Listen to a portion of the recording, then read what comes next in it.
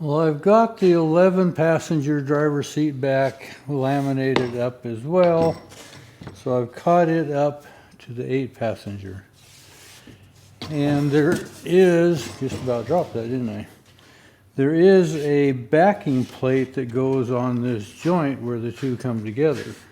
And they're not jointed into the vertical framing, they just span that joint right in the middle, and then both sides are nailed with light little brads to kind of stabilize this joint.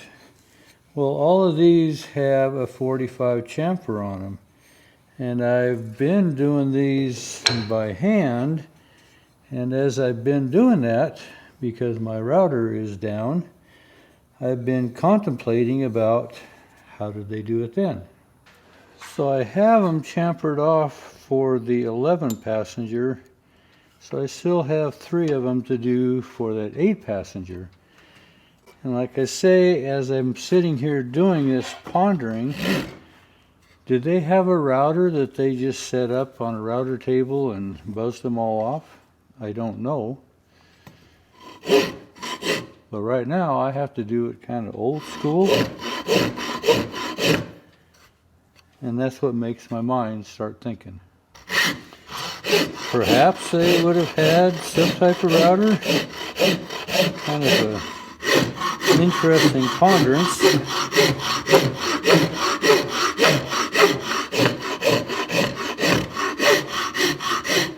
Maybe some of you out there that are familiar with old world tools might have an answer to that. But you know, as folks stop by, I have commented a number of times that I don't have any CNC computer operated machines. And I think I'm kind of pretty basic. In fact, I've had cabinet makers come in and look at what I do, and they say, how do you do what you do with the tools that you have?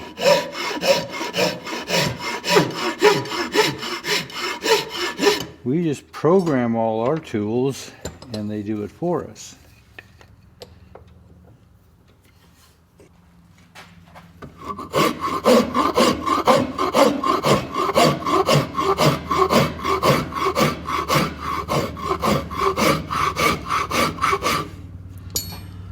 But bottom line is, I'm not immune to modern conveniences either.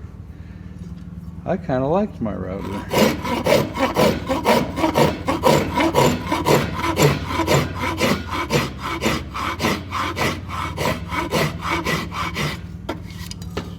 And when I do it with the router, all these lines are nice and straight. But when I do them by hand, I have to look down these straight lines and straighten them out, because I'm not as perfect as a machine is. So I have to straighten these lines out.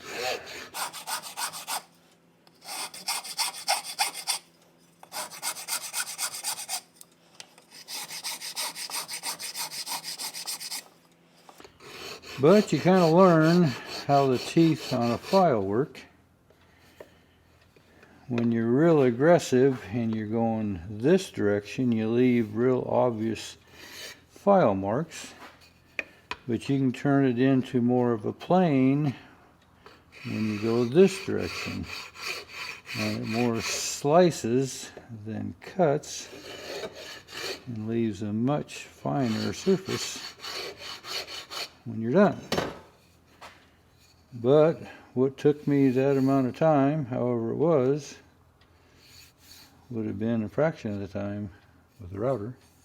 So I indicated that I was going to buy a different router, and I did, and it is a cordless, runs off of a battery, except on all my Makita tools, all my batteries are interchangeable because I have 18-volt batteries. This, I wasn't on top of my game. This is where they transitioned to a 40-volt battery. So I got an extra battery coming. Should have bought one when I bought the router. I am pretty much in the habit of buying tool-only cordless tools from Makita, and once you choose a color, you just stay with it because your batteries will interchange. And that's what was in my head was, well, I'll just take all these other batteries and it'll run it too. I wasn't looking at the fine print that this is a 40 volt instead of an 18 volt. Live and learn. I did finally tear my Bosch router apart, and I went online looking for some parts, and I found that when a router doesn't start on that brand, that it is about 70% of the time it's a switch problem. I think 30% of the time or 20% of the time it was brushes. And anyway, so I did order a switch and I did order brushes. I took the brushes out and looked at them, and I'd say they're about half. Seems like they should still function, so I'm kind of leaning toward the switch being a problem. But when they get here, I'll see if that'll get her fixed. So I'm going to start the install with the lower panel. And you've seen me do this before, but I like to mark out where my framing is. And I'm going to actually drill my pilot holes from the backside, so then I know that my screws are right in the center of the framework. I've got it flushed out on the bottom, and then I'll install the top. So I put this old driver's box up on my table saw, which is my bench, as you all know by now. And I'm looking at the spacings for all the screws, because I'm going back in my mind saying these guys were building them in the using day, in the horse carriage day. What did they think was important on how many fasteners to put in to keep this panel in place? And I am continually amazed how irregular some of these are. It is nails across the bottom, and these nails are roughly 1.5 inches apart. And they vary 1.5 to 2 inches. Some are 1.5 inches, some are 1 3/4. But it's nailed to the main frame, and then they are staggered on this joint that we're going to have the same, except my joint's going to be up here. So that is fairly close, and it's almost stitch nailed on. But these three on the bottom coming up the vertical frames, that one comes up at 2 inches, that one comes up at 2, this one comes up at 1 3/4, this one comes up at 1. And then we have a 3.5 inch space, 3.5, 3, 3.5, 2 3/4, 2 3/4, and 2. A little closer when it comes up into this curve. My thinking is they wanted to make sure that curve was firm. So we're 1.5 inches, 2, 3, 3.5, 3 3/4, 3.5, 3.5. So you can see the irregularity on some of these. And then it is screwed along the top frame here. And these are pretty irregular as well. There's 3, 3.5, 3 1/4, 2 3/4, 2.5, 3.5, 4, 2.5, we're out of line here, 2.5, 3 1/4, 3.5. So you can see they're not at all drawn out, measured out, and applied uniformly, which to my mind kind of drives me nuts. But I have seen this repeatedly in wagons across the board. There's 1 3/4, 2, we come down to there's one that's 4, 3, 2 3/4, and 2 1/4. Me, I would take my tape measure and space these out. Why they didn't?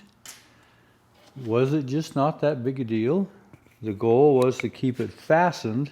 The goal was not to have uniformity. That's my deal, what some people would call me as being a perfectionist or being fastidious. And another thing I noticed is I don't think these were plugged with wood plugs. You can see the screw holes are just the size of the screws. A wood plug would normally be much bigger. The screw head might be a 3/8, but the plug would be very commonly a 9/16. So my suspicion is that these were just filled. And you can see that's exactly what happened. This is what they call rough stuff. It is just a filler. It's not wood.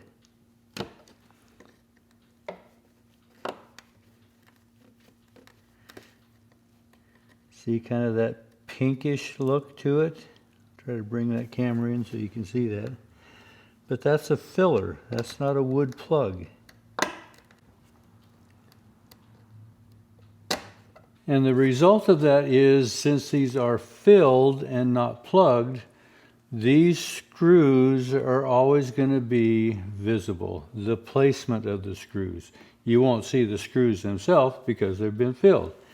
But you're going to see the location of those screws forever, because the filler and the wood move differently in expansion and contraction. That's why you use a wood plug on a wood panel, so the plug moves the same as the wood panel, and it's much less likely that that will be visible. So my guess is they're thinking, well, this is not in view of the public, it's only in view of the passengers, so what's the big deal? Pure speculation. But these I was going to plug, but they show that they were only filled with a body filler. So what am I going to do on the new ones? I think you all know the answer to that one. I'm going to space them out. So, how far do I come up from the bottom? I'm going to look at the framework. So my frame is 1.25 inches. I don't want to hit that screw. And I really would rather not be in this joint. So I'm going to come up 1.75 inches. That'll put that screw solid above that joint into that framework about there. So I'm going to come up 1.75 inches. This is my frame. I'm going to come down 1 inch off of this joint here. So I have 8.5, 8.75. It's like if it was 9 inches, 3 spaces with 2 joints would be 3 inches. So I'm going to split that at about 2 7/8. 2 7/8, and that leaves me 2 3/4 between them. So I could back off just a fuzz, but that'll give me a pretty uniform spacing. And each of these verticals will be the same.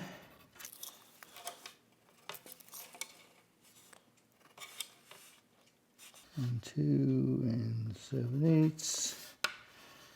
This will be 2 3/4. And I'll just come right through the center of that framework.